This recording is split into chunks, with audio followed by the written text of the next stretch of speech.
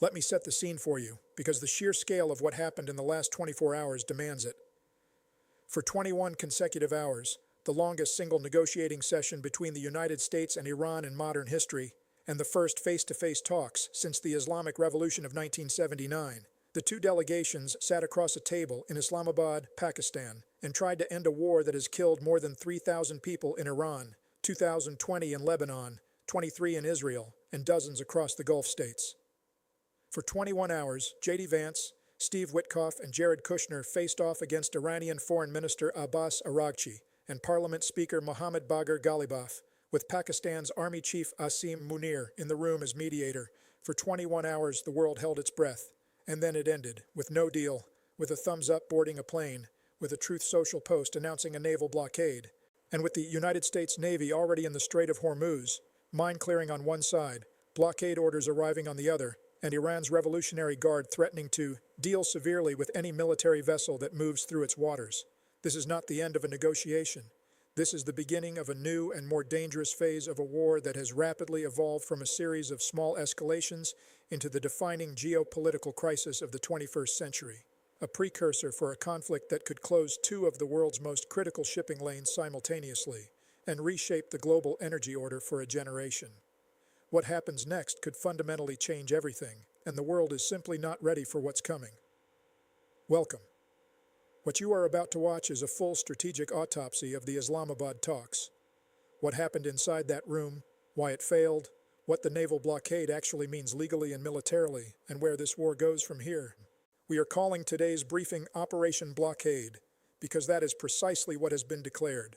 A naval blockade of the Strait of Hormuz, an act that legal scholars, admiralty law experts, and military analysts are already debating as a potential act of war in its own right, imposed on the same waterway that the United States has been fighting for 6 weeks to reopen. Everything you hear today is grounded in verified, cross-referenced reporting from 16 major international outlets. 6 weeks of war, 1 day of history, 1 blockade declaration. Let's build the picture. Per NPR, CBS News, and the AP, the Islamabad talks were the most substantive U.S.-Iran engagement in decades, described by Iran's Foreign Ministry spokesman Esmail Baqai as covering new topics, including the Strait of Hormuz, nuclear concerns, war reparations, sanctions, and a permanent end to conflict. Partial progress was made on several issues, Baqai confirmed.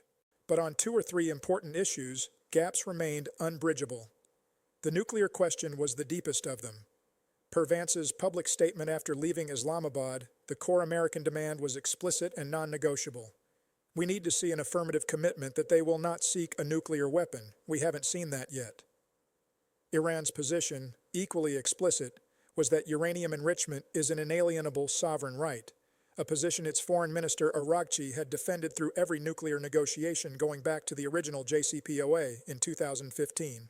The second irresolvable gap was the Strait of Hormuz itself. Iran refused to relinquish its strategic control over the waterway as part of any preliminary agreement, insisting that Hormuz leverage was its primary negotiating currency and could not be surrendered before a comprehensive final deal was signed.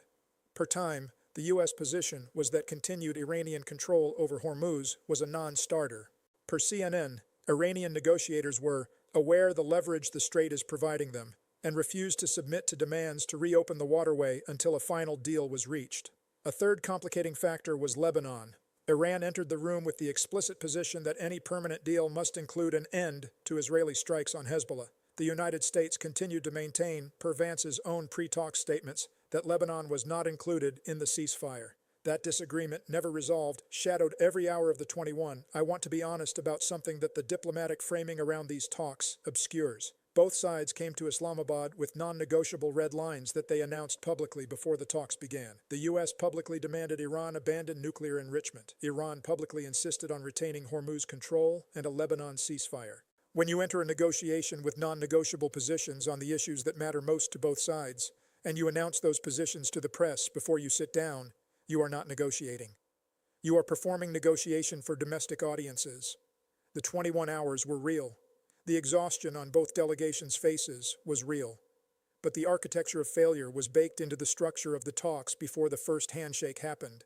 Per Anadolu Agency, CNN, and Time, Trump's blockade declaration was posted on Truth Social within hours of Vance's departure from Islamabad. The key language: effective immediately, the United States Navy, the finest in the world, will begin the process of blockading any and all ships trying to enter or leave the Strait of Hormuz. The blockade will begin shortly. Other countries will be involved with this blockade. Iran will not be allowed to profit off this illegal act of extortion.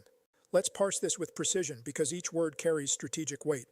A naval blockade of the Strait of Hormuz, a waterway that, per Wikipedia's continuously updated crisis article, carries roughly 20% of global oil and 30% of the world's liquefied natural gas, is not a declaration of war under international law.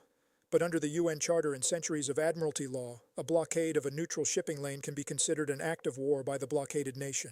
Iran has already declared that any military vessel transiting the strait will be dealt with severely. The IRGC Navy has stated it has full authority to manage the Strait of Hormuz intelligently, and that passage will only be granted to civilian vessels under specific conditions. The USS Frank E. Petersen and USS Michael Murphy have already been inside the strait, per CENTCOM and the Times of Israel, conducting mine-clearing operations as part of what Admiral Brad Cooper described as establishing a new passage. Per CBS News, Iran's IRGC denied that the transit occurred, an extraordinary propaganda inversion that the Wikipedia crisis article documents in detail. Per Press TV, Iran reported the destroyers came close to destruction. None of this can be independently verified. What is verified is that 2 U.S. destroyers entered the world's most strategically contested waterway, while simultaneous peace talks were happening 1,500 miles away in Islamabad. The audacity, or recklessness, of that timing is difficult to overstate. Here is my analysis of what the blockade declaration actually represents, and it is not what Trump's Truth Social post suggests. A blockade of the Strait of Hormuz does not hurt Iran. Iran is not exporting oil right now. The war has already decimated its oil revenue. The blockade hurts everyone else. It hurts China, which has been quietly purchasing Iranian oil throughout the war. It hurts Japan, South Korea, and India, whose energy security depends on Hormuz. It hurts the Gulf states, Saudi Arabia, UAE, Kuwait, who need to export their own oil through the same waterway. And it hurts American consumers, because every disruption to Persian Gulf oil flows pushes global Brent crude higher, which pushes U.S. gasoline prices higher, which is already the defining domestic political liability of this war. The blockade is not a military masterstroke. It is a pressure signal, designed to tell Iran that the alternative to a deal is even worse than what 6 weeks of bombing produced. Whether Iran reads that signal correctly or doubles down on its Hormuz leverage in response is now the central question of this conflict. Layer 3, the human cost, what the numbers now mean. Per CBS News, the AP, and the Christian Science Monitor, the cumulative death toll as of April 12th stands at more than 3,000 in Iran, 2,020 in Lebanon, including 165 children and 87 medical workers, 23 in Israel, and more than a dozen in Gulf Arab states. The war has caused structural damage across more than half a dozen countries. The Strait of Hormuz has been closed or severely restricted for 6 weeks, with 230 loaded oil tankers anchored inside the Gulf, unable to exit, per multiple shipping industry sources cited in Wikipedia's crisis article. Per CBS News, global oil analysts now warn that even if the strait reopens tomorrow, the supply chain disruption is so severe that energy markets will not normalize for months. The economic force projection of this war is decimating not just Iran, but the global inflationary environment, feeding directly into U.S. midterm election politics in a way that the Trump administration cannot ignore indefinitely. Scenario 1 is Trump's declared intention: the U.S. Navy, joined by allies, including the U.K., which per CNN has agreed to send minesweepers, establishes physical control over the Strait of Hormuz. Ships that have paid Iranian tolls are intercepted. Mine-clearing operations proceed. The IRGC, whose surface fleet has already been degraded according to multiple Pentagon assessments, cannot sustain a conventional naval confrontation with U.S. destroyers equipped with the technology Trump described on Fox News. Follow the weapon back and knock out the people on the other side, literally within 3 minutes. Under this scenario, Iran's Hormuz leverage, its greatest strategic asset of the entire war, is stripped away without a deal being signed. The 230 oil tankers begin moving. Global oil prices fall from $110 toward $85. Economic pressure on Iran intensifies as toll revenue disappears. Iran's new supreme leader Mojtaba Khamenei is forced to return to the table from a position of dramatically reduced leverage, and the nuclear talks that failed in Islamabad resume, this time with the U.S. holding the stronger hand. This is Trump's bet. Whether it works depends entirely on whether the IRGC backs down or escalates. The IDF Chief of Staff has already put the Israeli military on heightened readiness for possible renewed war on Iran, per Anadolu agency. The geopolitical leverage calculus has shifted, but it has not been resolved. This is the scenario that military analysts at Fortune and CBS News are describing as a genuine near-term possibility. Iran tests the U.S. blockade with asymmetric force. Not a direct confrontation with destroyers. The IRGC knows it cannot win that.